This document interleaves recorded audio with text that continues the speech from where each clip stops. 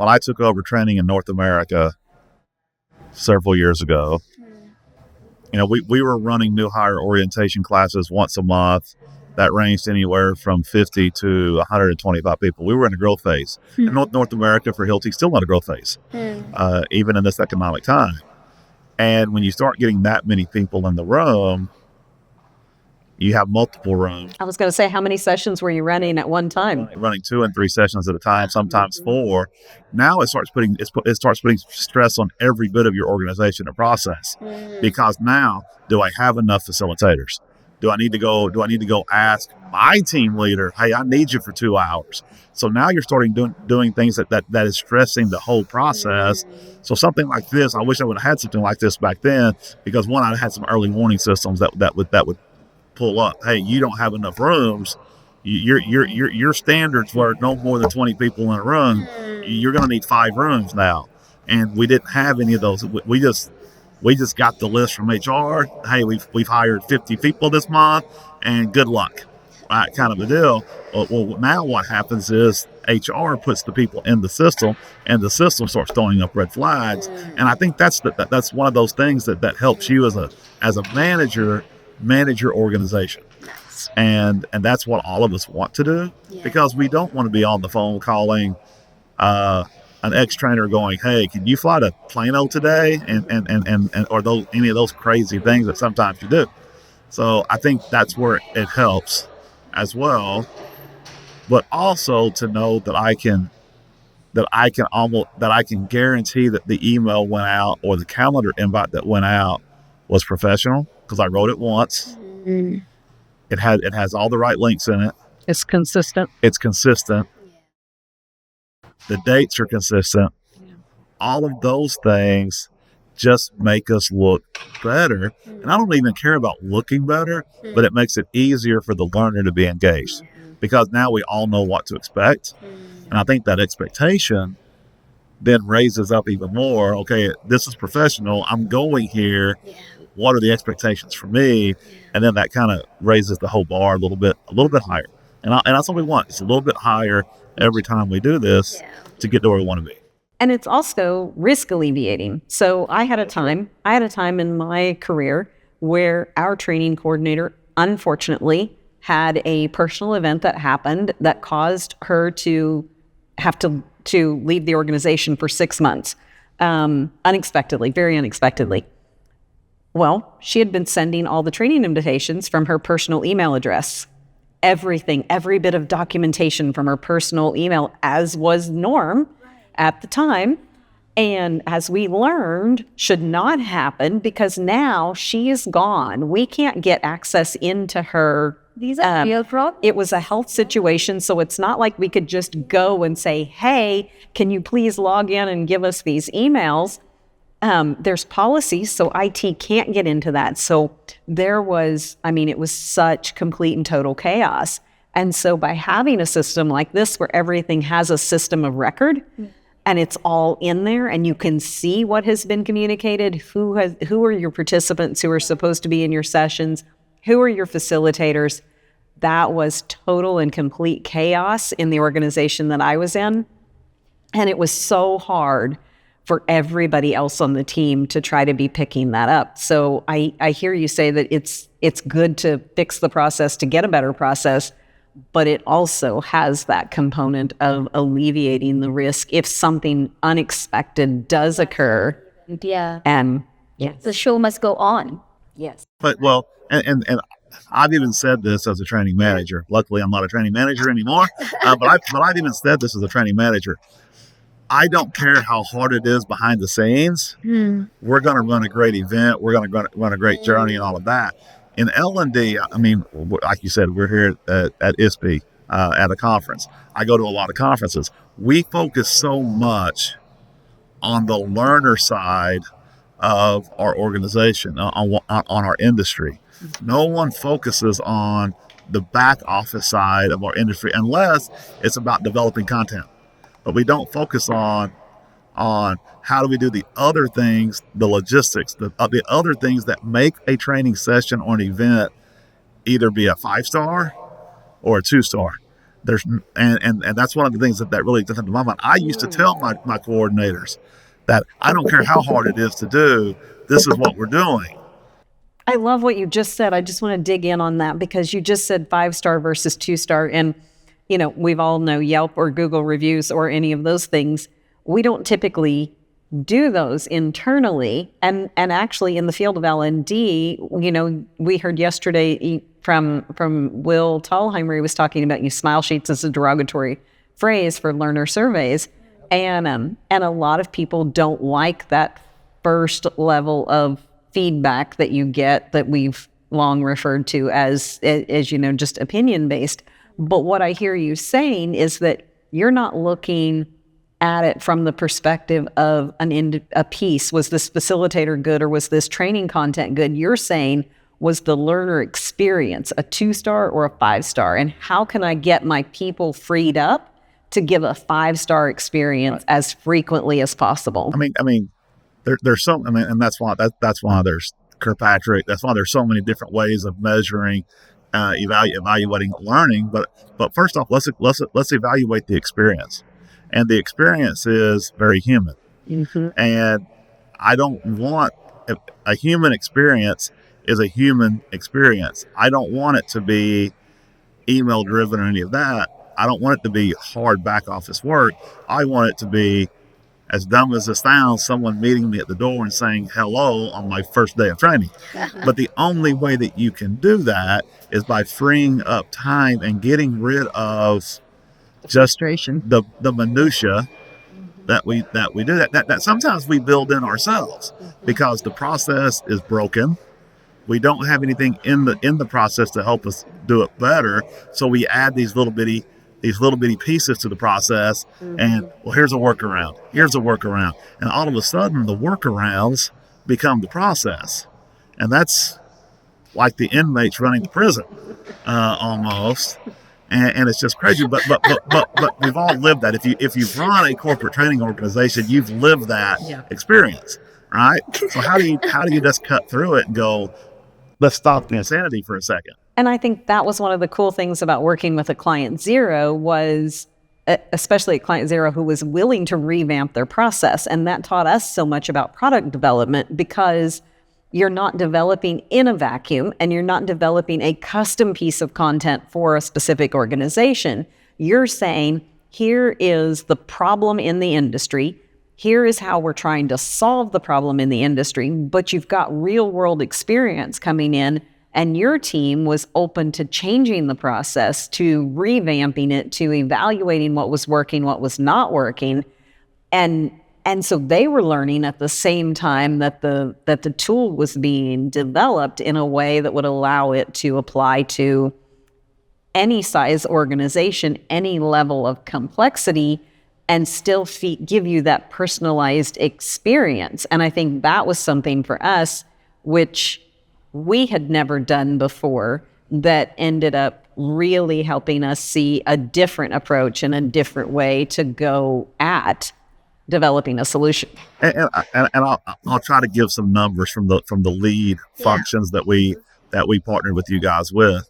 Is one of our lead training departments had a process, an onboarding process that had approximately 57, 58 steps in it. I don't remember the exact number, but it was close to 60. And as we went through this process, I think now it has 24 steps. So even that, just dropping 30 steps out of the process means the process is more lean.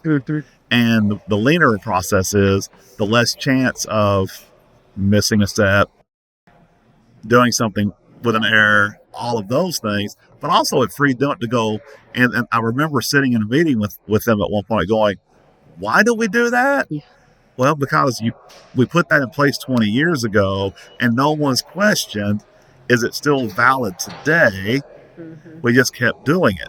And I find those things funny because it was probably a workaround 20 years ago, and now it's become part of the process. So and then that same training department, once they lowered the process down to 24, 25 steps, and then implemented the automated system, the TMS, on top of that process change, they have seen an increase in efficiency. I would say now they freed up probably on the conservative side, one head count to go do other things. And I would say actually it's probably closer to 1.5 head count. And when you only spent 2.5 head count at the time to do the role, that's a huge efficiency gain. So you talked a little bit about the complexity of the training. You have some unique situations because I went through and inputted one of the region's training onboarding program, which was 96 different interventions over the course of a session. So that's a very complex environment. Some of those digital, some of those face-to-face, some of those are trade specific in your case. So talk to me a little bit about the difference between that type of environment, or I know you're now utilizing it for leadership development. What is the different types of complexity in that? I mean, I think for Hilti, we have complexity all the way to the very simple 2-day classroom event that is, let's come in and talk about mastering impactful communication. How do we have a good conversation? There may be a little bit of pre-work, there may be a little bit of post-work, but very traditional event-driven. And maybe every region or every training department runs that 3-4 times a year. To be honest, you can probably manage that in Excel. You can manage it easier in the system, but you can manage that in Excel. And then if I look at leadership, what we've just done with leadership is we've taken leadership to a level of we promote all of our leaders from within. I'm going to say 90% of our leaders from within. Because of that, and we promote leaders all the time. So from a skill perspective, it was very hard to start their onboarding process into becoming a leader. Sometimes you may go anywhere from the first week in the role to going to an intervention all the way to 150 days into the role. And what was your median? The median was right around 3.5-4 months. The longest time frame that when we did the research was 400 days, which luckily that was just once, but still that's a data point you have to look at. So what we said was we're going to build a personal journey that any leader can start on week one of their journey into this new role, this new idea of becoming a leader, and that journey lasts for 45 weeks. And that journey's of kind of an interesting journey. They get a leadership inspiration or a habit building piece of content on Monday. TMS handles that for us. And then on Friday, they get another calendar invite for them and their team leader, who also gets the invite. And it's about having a structured conversation about how did you apply those leadership habits throughout the week. So we don't want to pull them away from their job. We want them out there with their teams doing the job, but we want to give them just tidbits every week. And then we want to have a 20-minute conversation with the team leader, and we want to help structure that. So we also built content for the team leader that he gets in that email from TMS. So once the process is in place, we don't touch it. The system runs it for us, which is cool.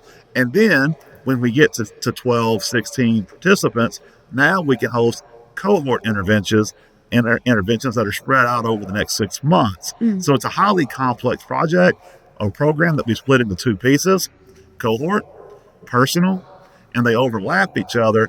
We call them independent, but collaborative, and the way they work together.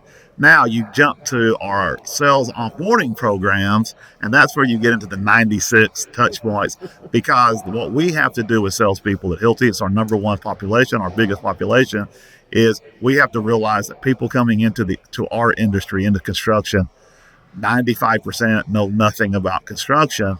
So we start very early in their journey, not teaching them construction, teaching them to be engaged with Hilti. And then from there, we talk about, okay, now let's talk about some sales skills. Let's talk about what is construction. What is your trade, and what is a component of construction? So you might be a building construction account manager, so you need to focus on concrete and steel and these things. So we take it from big construction, how do you build a building, down to how do you do these. So every one of these becomes another thing you need to do. And we used to try to pack it all into 2 or 3 weeks, and it was horrible for the learner. So now we have spread that out over a long span. There's 4 or 5 face-to-face physical interventions. There's asynchronous interventions. There's interventions that are virtual. But all of these interventions are mapped, and you can skip one and take the next one somewhere else because all of it is mapped out, and it makes it very easy for you to walk through the flow. But it was hard to manage. Now we don't have to manage it. Now it manages itself, which is kind of nice. Nice. That's pretty cool. I did want to pick up on the Hilti learning culture that you talked about. I have been meaning to say this, but I do think that as an organization, Hilti is has an award-winning learning culture. Both of you created that or were a big part of it, and so did Ivan, and so did all your leadership, for sure. I do recognize that not from our point of view as a company, it is hard to come by leaders in learning that actually look at something and be like, I want to change that. Why is it done this way? It doesn't happen that often. And I really respect and appreciate that in you, Terry. This is a good moment to tell that. And I think that is definitely something that people should aspire to. Is, you mentioned creating the learning culture, and I don't think you can create a culture, but you can nurture a learning culture. And if we will model as leaders, if we model what it is that we're open to change, that we're open to experimentation, that we're open to those things, whether that's in our company, in AnswerSource, or in Hilti, or in any other company, so much of it comes from what is the leadership actually modeling? What are they showing people of what they want? And I think that's where, by investing in this, Hilti has shown their people that they care about their engagement in the learning journey. They've shown that they're willing to invest in that. How incredible is that, right? It's pretty cool. Ending with ISPI, we've mentioned ISP a couple of times, but not everybody is familiar with it. I would love to ask you both we are at the International Society of Performance Improvement, the Conference for Performance Improvement. When you look at L&D and the state of L&D today, having spent the time you have spent, having been in all the places where you need to be for over 20 years now, I would love to hear your perspective on performance improvement and L&D. The state of it today? I mean, for me, I think it becomes one of those things that becomes very personal. I mean, organizationally, we try to look at performance improvement, and we make very big building blocks and very big targets and goals, but everyone's on the journey at a different place, and that's what performance improvement tells us. And I think right now, every organization out there is struggling with some of the same topics. Lack of manpower, AI, what is AI, and then how do we professionalize our organization? So when you come to a conference like this, you hear other organizations talking about what they've done well, and where they still struggle, and it also shows you're not in it alone. We're all in this industry. It's a human industry. We all want to support each other, and I think the biggest thing is, how do we continue to sharpen our steel, sharpen our swords, so to speak, to ensure that we're making the right changes for our own organization. So you pull little pieces out of every talk that you have here, little pieces out. And how do you know where you are on the journey? And it's okay not to be, I'm not where answerSource is on the journey. I'm where Hilti is on the journry, but we're all on the same journey. Right. And that's okay. We've all got different ports that we have to land at or pull into, and that's okay. And I think right now is an exciting time to be in this field, because I do think AI and process improvement, these things are coming to the forefront. I mean, when you start hearing CEOs talk about it from an L&D perspective and not from a business result perspective, of course they want both. That's pretty exciting. That is exciting. Talk about seat at the table. Yeah. It's a little scary, but it's exciting. Yes. I think the biggest thing that I take away and why I wanted to come here is in the first part, actually maybe it's in all 4 letters, international. I think being a part of something that is so international, that we have people from so many continents here, you're going to be on the global panel tomorrow morning. And so, representing your home country. And so I think that's one of the cool parts. The fact that it's the second word is society. It's a community. And that, you keep referring back to the human aspect of it. It's a community. How are we forming community, especially in this time of technology? And then looking at performance improvement. I'm looking down at my book, which literally says people, purpose, and performance. So obviously that's near and dear to my heart, but it's because one of the things I love about performance improvement, as opposed to just saying talent development or learning and development, is that it focuses on a root cause. So it's looking for a root cause and it's looking at the full system. So instead of saying that I'm going to put in a training intervention, which we hear in learning and development a lot of times, or I'm going to look at a talent development pathway that you hear from talent development, performance improvement looks at how is the learning culture, how is the organization affecting how people are learning and performing in that organization? What are the processes, like you said, what are the processes that we need to take a look at? What is the ecosystem, the systems, the tools that we're using? Again, if you look at Hilti's case, they were looking at the tools they were using. They weren't effective. They needed an upgrade. They came to us to build the upgrade. And that to me is what makes this conversation so fun, is that we're sitting at the ISPI conference, and that's what they're known for, is root cause, systemic change, looking at a full system. Yeah, I love that. Great talking to you both. Thank you for your time.